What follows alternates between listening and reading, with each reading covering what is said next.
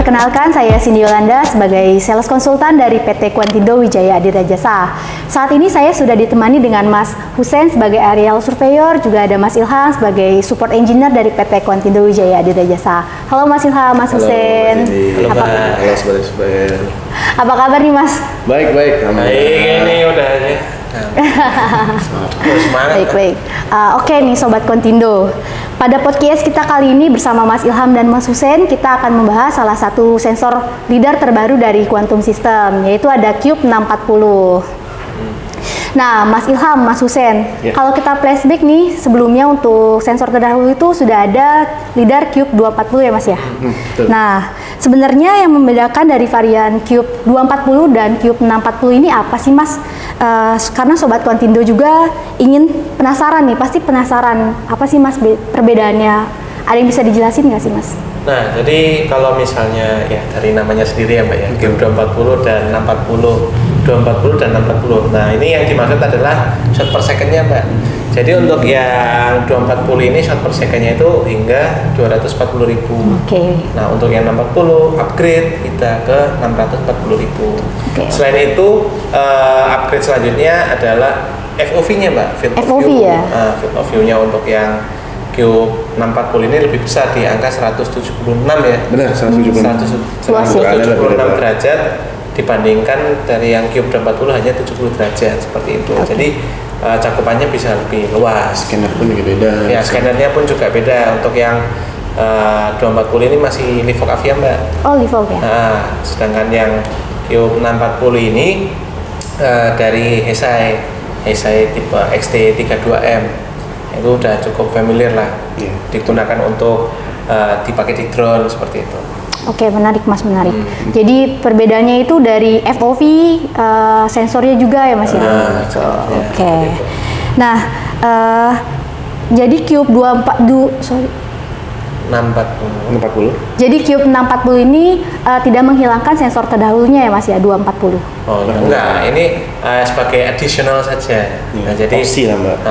Jadi untuk yang Cube 240 sama 640 ini kan secara teknis sederhana tadi kan berbeda ya Mbak ya. Jadi ya yang 240 ini cocoknya dipakai di sektor apa dan yang 640 apa gitu kan. Oke, jadi tanpa harus menghilangkan itu. Jadi kalian kalau mau minat ataupun penasaran, jadi kita bisa kasih dua opsi pada saat presentasi atau penekanan Ya, di Cube 240 atau 640. Oke, paham. Baik Mas, bener banget nih Mas nih. Tapi gini Mas, kalau kita ngomongin sensor lidar ya Mas ya, pasti kan kita penasaran nih Mas terkait data serta akurasi yang didapatkan oleh sensor lidar itu sendiri. Kira-kira dari Cube 640 ini sendiri gimana sih Mas untuk akurasi dan kualitas dari segi data yang dihasilkannya? Oke, ini kalau udah ngomongin data lidar sih lumayan exciting dan menarik ya. Iya betul. Jadi bisa diulik lagi. Benar. Jadi gini, Mbak Cindy dan rekan-rekan, kalau bicara terkait kualitas data, kembali ke seperti yang disampaikan oleh Mas Ilham, bahwa Cube 640 ini memiliki jumlah pulse yang lebih banyak dibandingkan dengan Cube 240, yaitu 640.000 per second. Bahkan hingga maksimal poinnya itu bisa mencapai 1.920 poin per second. Dan kalau yang sebelumnya yang Cube 240 itu hanya maksimal di 720 poin, 720.000 poin per second. Nah, itu kan udah signifikan. Artinya hasil dari poin yang dihasilkan, yaitu kalau kita bicara tentang lidar kan pasti poin plot yang dihasilkan tuh Mbak. Iya, betul. Nah, poinnya itu lebih rapat poinnya lebih banyak sehingga membuat point density-nya itu lebih dominan, dan akhirnya nanti tingkat presisi dan detail dari objek-objek yang terekam juga ada mengalami perbedaan. Nah, seperti itu dari segi kualitas data jadinya kerapatan, kemudian untuk digunakan berbagai sektor itu juga membantu kerapatan itu, ataupun poin yang dimaksud kerapatan adalah point density dari setiap sensor yang digunakan, yaitu Cube 240 dan 640.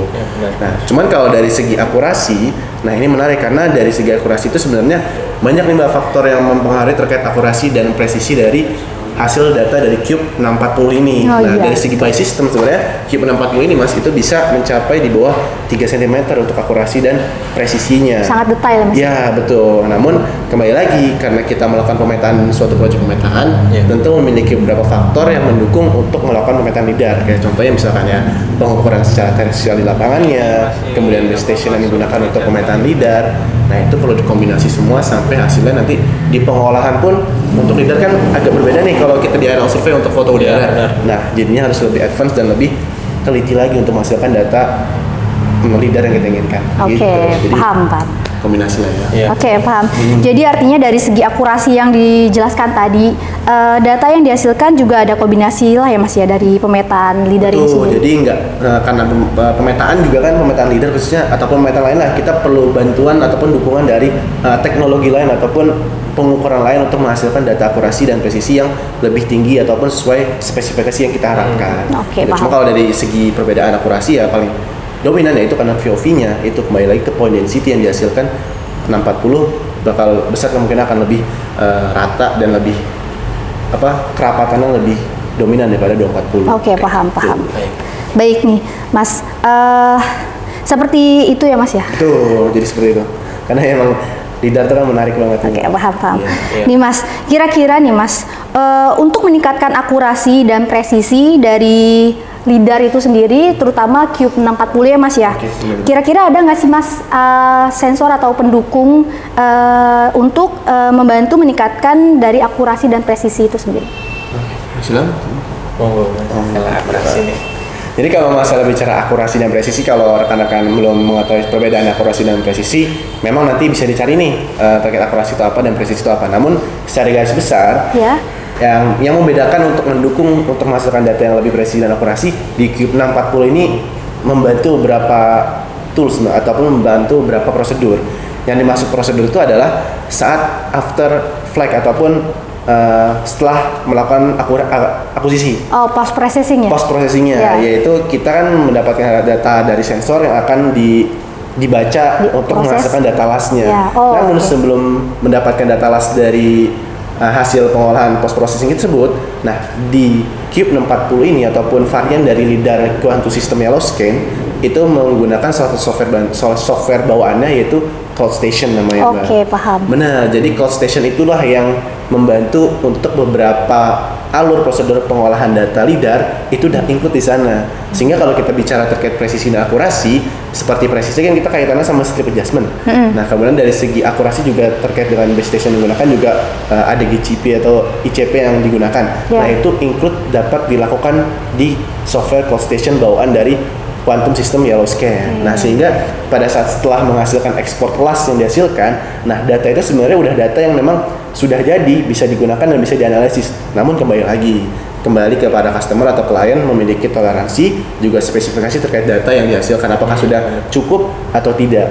Soalnya kalau alur bagi saya sih yang Cloud Station ini lumayan sih Mbak. Dan seluruhnya ada Mas, mulai dari classification, kemudian coloring, Ya, karena yang coloring 40 ada kameranya. Ya. Oke. Apa Mas? Kameranya 8 megapiksel buat 8. coloring aja sih itu. Ya, jadi hasilnya bisa berwarna. Kemudian ada fitur strip adjustment hingga import GCP, ICP, koreksi. Kemudian klasifikasi advance terkait Healy, kemudian ekstrim itu juga bisa didapatkan. Kemudian sampai ke cut overlap dari data yang kita dapatkan dari LiDAR, karena kan di processing LiDAR kan ada satunya toolsnya ada cut overlap, nah situ juga ada.